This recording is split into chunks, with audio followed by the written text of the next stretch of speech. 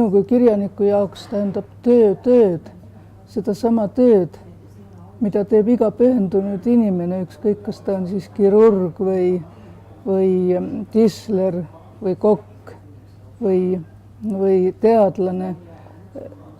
Tähendab, ta teeb tööd sellepärast, et ta tahab seda teha. Töö, rõõm on töö, vili või töö tulemus.